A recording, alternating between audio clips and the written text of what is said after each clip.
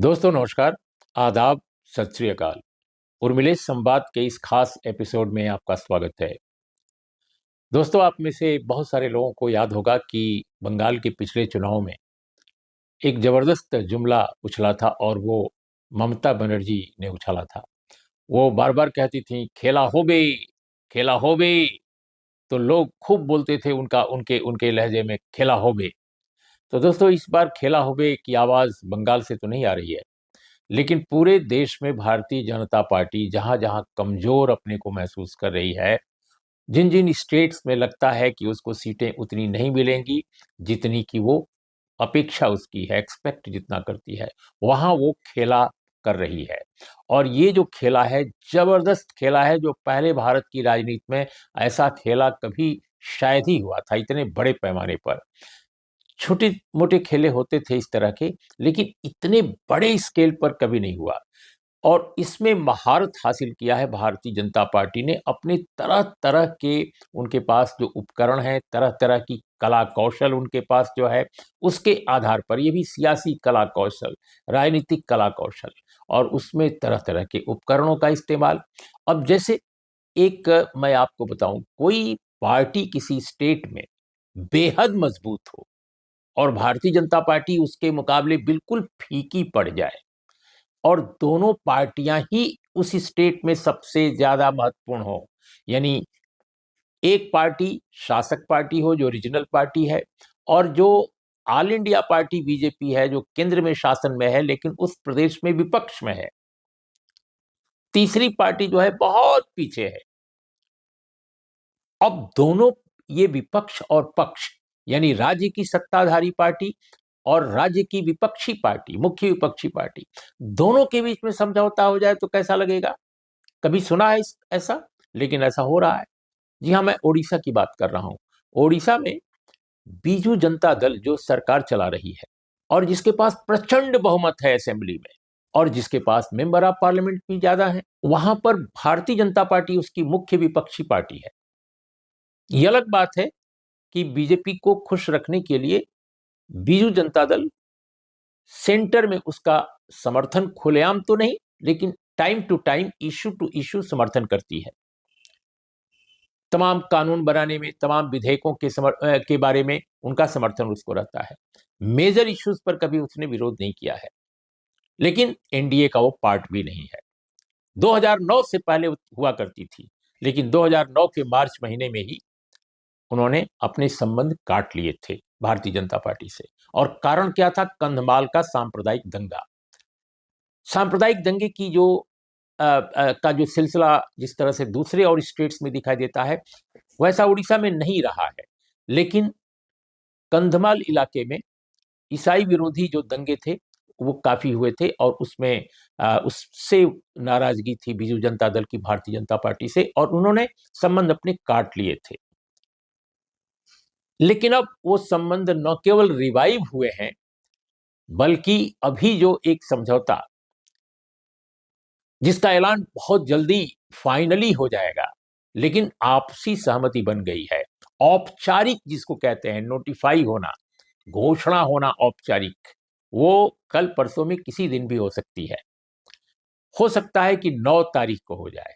9 तारीख इसलिए कि शायद उसी दिन 2009 में संबंध दोनों पार्टियों के टूटे थे। लेकिन दोस्तों, ये समझौता है क्या? समझौता ये कहा जा रहा है कि 2019 के पार्लियामेंट इलेक्शन में, जब 2019 का पार्लियामेंट इलेक्शन हुआ था, याद रखिएगा, भारतीय जनता पार्टी को सिर्फ और सिर्फ 8 सीटें मिली थी। सिर्फ 8, 23 सीटें हैं। बीजेडी को 13 सीट, 43% वोट मिला था भारतीय बीजू जनता दल को। कितना मिला था? 43%। और बीजेपी को मिला था 38%। अब आप सोचिए कि 2014 में क्या हालत थी? 2014 में हालत थी कि बीजू जनता दल को 20 सीट मिली थी 21 में। 21 में 20 सीट मिली थी और भारतीय जनता पार्टी को कितनी मिली थी? 1 सीट। उसका परसेंटेज ऑफ वोट कितना था? बीजेपी का 21.5 और बीजू जनता दल का कितना था? 44%। यानी बहुत बड़े अंतर से बीजू जनता दल ने लोकसभा का 2014 का चुनाव जीता था, लेकिन 2019 में बीजू जनता दल आगे तो रही, लेकिन उतना बड़ा फर्क नहीं रहा।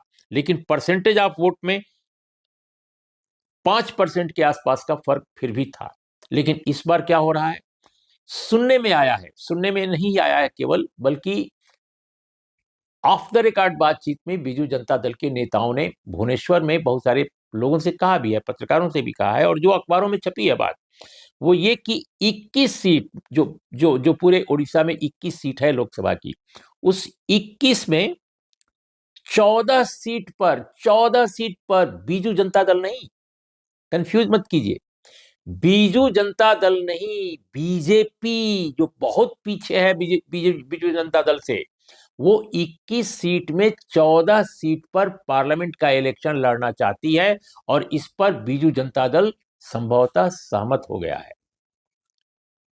तो जब 14 सीट पर भारतीय जनता पार्टी लड़ेगी उड़ीसा में, तो नेचुरली 7 सीट बचेगी बीजू जनता दल के लिए, और पक्ष और विपक्ष की जो पार्टी है, यानी बीजू जनता दल पक्ष की सत्ताधारी और विपक्ष की मुख्य पार्टी भारतीय जनता पार्टी, दोनों पार्टियां अगर मिल गई तो फिर क्या होगा, सारी सीटें जीत लेंगी, संभावना यही है।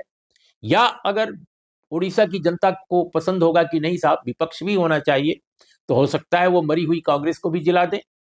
कांग्रेस मरी हुई इसलिए मैं कह रहा हूं कि एक जमाने में कांग्रेस ही कांग्रेस थी उड़ीसा में, उड़ीसा के नाम पर सिर्फ कांग्रेस थी सत्ताधारी दल, लेकिन इतना बुरा शासन किया कांग्रेसियों ने, और जानकी वल्लभ पटनायक की सरकार ने तो इतने चमत्कार और इतनी कलाबाजी की कि लोग जो हैं उनके चमत्कार, कलाबाजी, जादू और जो भी आप कहिए, ये सब कुछ जो किया उसको नॉनसेंस उन्होंने माना, और उसको माना कि अत्याचार है, और कांग्रेस को हराना शुरू किया। और कांग्रेस को जब हराना शुरू किया तो कांग्रेस का लगभग सफाया हो गया। तो बुरे शासन, एक ही परिवार की दबंगई, बिल्कुल तानाशाही, किसी की बात न सुनना, उत्पीड़ित समाजों की परवाह न करना, इन्हीं सब कारणों से कांग्रेस वहां सत्यानाश कांग्रेस का हुआ। अभी भी कांग्रेस, अब बताइए, इतने दिनों से बीजू जनता दल है, भारतीय जनता पार्टी बढ़ गई, वो बड़ी पार्टी बन गई, लेकिन कांग्रेस बड़ी पार्टी नहीं बन रही है। केवल भाषण देती है सामाजिक न्याय का, लेकिन काम उल्टा करती है जमीन पर। तो आज तक कांग्रेस पार्टी, अब देखिए कांग्रेस पार्टी भी क्या है, कांग्रेस पार्टी भी उड़ीसा में अब उन्हीं लोगों के बीच में नेतृत्व खोज रही है जो ऑलरेडी, जिनके परिवार के जो लोग हैं पहले सत्ता में रहे हैं और वो डिस्क्रेडिट हो चुके हैं। तो ये हाल है। तो ऐसे में दोस्तों, बीजू जनता दल और भारतीय जनता पार्टी अगर मिलकर लोकसभा का चुनाव लड़ेंगी तो जाहिर है ज्यादा सीटें जीतेंगी। अब देखना होगा कि क्या होता है, लेकिन आपको बता दें बड़ी दिलचस्प बात कि इसके एवज में भारतीय जनता पार्टी ने कह दिया है बीजू जनता दल को कि आप घबराइए मत, आपसे लोकसभा सीटें तो हम ले रहे हैं ज्यादा, लेकिन हम आपको असेंबली में फ्री कर देंगे, यानी चीफ मिनिस्टर आपका ही होगा। अब बहुत सारे हमारे श्रोता दर्शक सोचेंगे कि ये कोई बुरा फार्मूला नहीं है, केंद्र में बीजेपी ले ले और राज्य में बीजू जनता दल।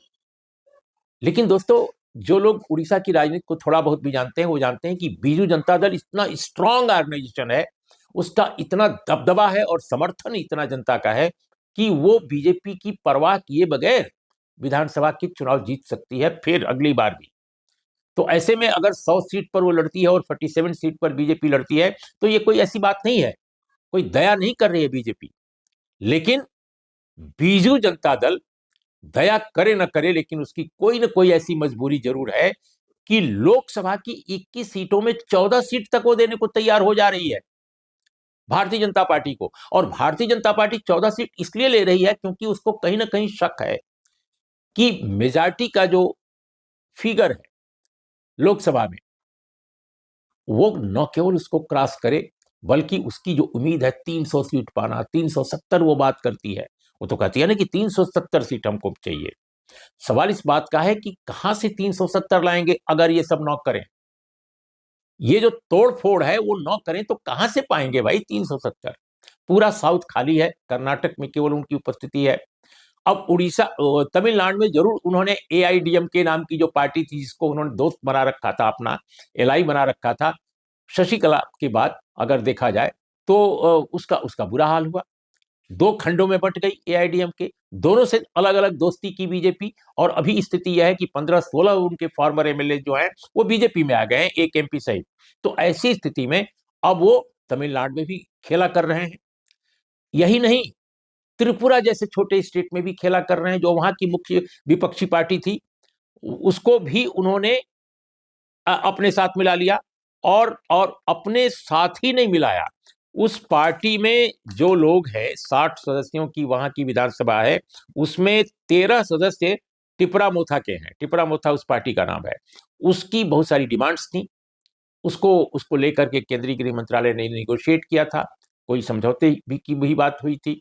और अब उस समझौते के एवज में उनको 2 पद मंत्री का दिया जा रहा है। और ये पार्टी अब सत्ताधारी दल, सत्तारूढ़ दल का हिस्सा बन जाएगी, यानी गठबंधन का हिस्सा बन जाएगी, सॉरी। और इस तरह से विपक्ष जो है वो भी खत्म वहां भी हो जाएगा। तो इसका ये मतलब है कि भारतीय जनता पार्टी हर कीमत पर चाहती है लोकसभा के इस चुनाव में, अगर उनकी स्थिति इतनी शानदार होती कि अपने बल पर उनको 370 सीट आती, तो ये सब करने की जरूरत नहीं थी। सच यह है कि वो कहीं ना कहीं डरे हुए हैं कि अगर हमने कुछ भी नहीं किया और बिल्कुल डेमोक्रेटिक ढंग से चुनाव हुआ और बिल्कुल बिना खेला किए हुए चुनाव हुआ, तो उनको सीट पाने में उतनी सीट जितनी एक्सपेक्ट वो कर रहे हैं, मुश्किल आएगी। और इसी मुश्किल के मद्देनजर वो ये सारा खेला कर रहे हैं। और ये खेले में किसका क्या होगा कोई नहीं जानता।